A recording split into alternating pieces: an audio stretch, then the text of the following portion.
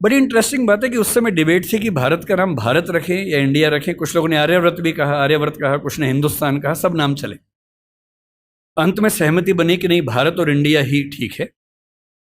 नेहरू जी ने खुल के तो नहीं, पर नेहरू जी के पर्सपेक्टिव से जो बात वहां पर ज्यादा आई वो ये थी कि हमारे संविधान के बनने की प्रक्रिया में जो बहुत सारे एक्ट थे जो अंग्रेजों ने बनाए थे, जैसे इंडिया इंडिपेंडेंस एक्ट 1947 का है, 1935 का एक्ट था, उन सब में इंडिया का इस्तेमाल था। उस समय के भारत की तरफ से जो समझौते अंतर्राष्ट्रीय थे उन सब में इंडिया नाम था। पश्चिम की दुनिया हमें इंडिया के नाम से जानती थी, अमेरिका हो, फ्रांस हो, कोई भी हो, सब इंडिया जानते थे।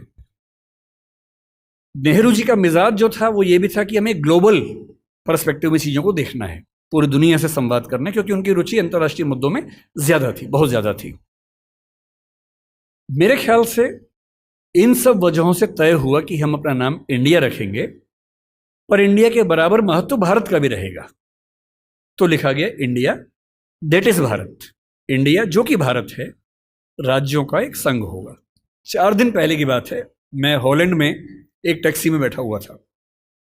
इंटरेस्टिंग मत सोच के देखिए, टैक्सी का ड्राइवर मोरक्को का रहने वाला था।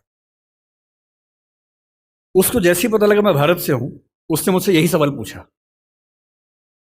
उसने कहा कि यू आर फ्रॉम इंडिया? मैंने कहा yes. We are listening to a debate India और Bharat, what do you think? मैं बड़ा चकित कि ये मोरक्को का आदमी हॉलैंड में रहता है, इसके मन में ये सवाल आ रहा है। तो मैंने कहा कि ये तो राजनीतिक कारणों से हुआ है, लेकिन बात अपने आप में सही है। मैंने कहा जैसे बॉम्बे मुंबई हुआ, मुझे खुशी हुई, क्योंकि मुंबई की आबादी के लिए मुंबई में जो मज़ा है वो बॉम्बे में नहीं है। बॉम्बे तो अंग्रेज़ों ने नाम दिया था। कोलकाता को कलकत्ता अंग्रेज़ों ने किया, तो बंगाल के लोगों ने कोलकाता कर दिया उसको। दिल्ली को दिल्ली के लोगों ने दिल्ली कर दिया, दिल्ली ही बना के रखा हुआ है, DILLI, ये होना चाहिए। काहे के दिल्ली भाई, हम क्यों दिल्ली बोलेंगे दिल्ली को?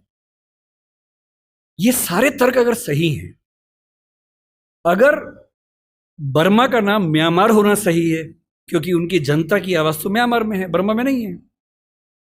श्रीलंका और सीलोन की डिबेट में वो अपने आप को सीलोन ना मानना चाहे, श्रीलंका मानना चाहें, क्योंकि उनकी भाषा श्रीलंका बोलती है। तो मेरे मन में सवाल बड़ा साफ आता है कि भारत इंडिया क्यों होना चाहिए। मैं फिर स्पष्ट कर दूं, मैं सरकार के पक्ष में नहीं बोल रहा हूं, मुझे उनसे रत्ती भर मतलब नहीं, मैं एक विचार की बात कर रहा हूं। और मैं जब संविधान पढ़ाया करता था, अनुच्छेद 1 पढ़ाते हुए मैं हमेशा बोलता था कि मुझे चुभन होती है ये पढ़ते हुए कि इंडिया दैट इज भारत। दोनों ही लिखने थे तो भारत दैट इज इंडिया कर देते। अगर दोनों ही लिखने थे, ठीक है, दोनों रखें, क्या दिक्कत है। इंटरेस्टिंग बात इसके बाद है, मोरक्को के उस ड्राइवर ने उसके बाद पता है क्या कहा, हिंदी में अगर बताऊं, बोले अच्छा अच्छा ये मामला है, अब समझ में आया। फिर बोले कि बड़ी इंटरेस्टिंग बात है, हमारा नाम मोरक्को पड़ गया फ्रेंच लोगों की वजह से। मोरक्को के लोग मोरक्को को मगरिब बोलते हैं। और जब मैं सऊदी अरबिया गया, सऊदी अरब के लोगों ने मुझसे पूछा कहां से आए हो, मैंने कहा मोरक्को। उन्होंने इस भाव से देखा कि मैं पागल हूं, बोले नहीं, मगरिब से आए हो। अगर मगरिब की आबादी खुद को मगरिब कह के खुश है, तो उसे फ्रेंच लोगों की वजह से मोरक्को क्यों कहा जाए? इंडिया शब्द वेस्ट ने दिया और बुरे भाव से दिया। उनकी नज़र में इंडियन होने का मतलब है बहुत पिछड़ा हुआ होना, रेड इंडियंस, वेस्ट इंडियंस। तो आज ये क्यों हुआ, मैं समझता हूं कि राजनीतिक निहितार्थ हैं, और उस राजनीति में मेरी रुचि जरा सी भी नहीं है। लेकिन ये आज हो या कभी भी हो, मैं इस पक्ष में हूं कि देश का नाम देश की भाषा में होना चाहिए, और देश की भाषा भारत के पक्ष में है।